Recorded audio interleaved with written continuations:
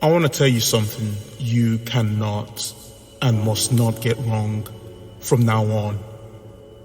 Understanding this very fact will become the key that unlocks your true wealth. You see, it is absolutely possible to be in a place of wealth and not know it. Likewise, you can live in a naturally wealthy place, rich with natural resources that can last a lifetime and beyond, and not catch a revelation.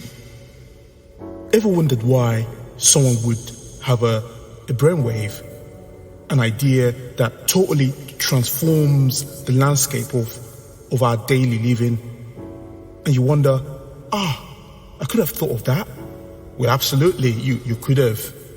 The truth is this: if you had thought of that, you would have come up with a totally different solution that would have yielded similar financial, emotional, and spiritual gains. The Commonwealth of which you've got your share in is absolutely common. It's available to you. It's available to your friends. It's available to your neighbors, your family, everyone. It's available to everyone. That's why it is common, a commonwealth to all. So when your reality does not match up to your positive confessions, remember this: as a seed is sown in anticipation for an abundant harvest in its due season, so also your continuous and rightful claim to the promise as a co-heir with Christ will become for you a catalyst that accelerates the season of your harvest. You know, it goes without saying that the kingdom you belong to, children never beg for bread. They don't beg for their daily bread.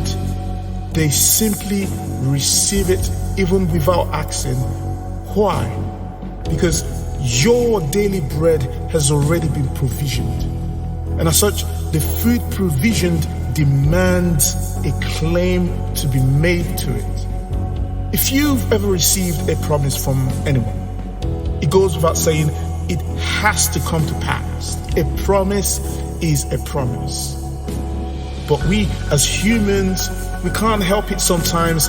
Out of emotions and our feelings of the moment, we make pledges and promises we have no desire to keep.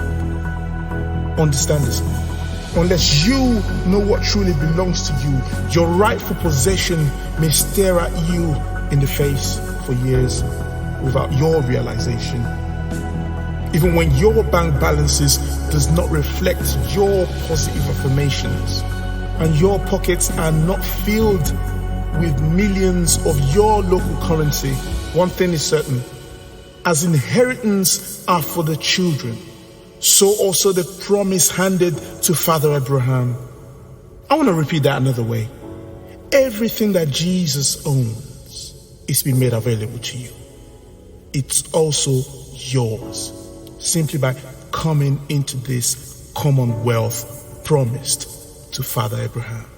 If you be willing to take off your shoe, doff your hat, and humble yourself before your Maker, your exaltation will speedily come to you. Would you arise this day? Would you begin to lay claim to your wealth? Would you begin to declare, I'm a co-heir to the promise?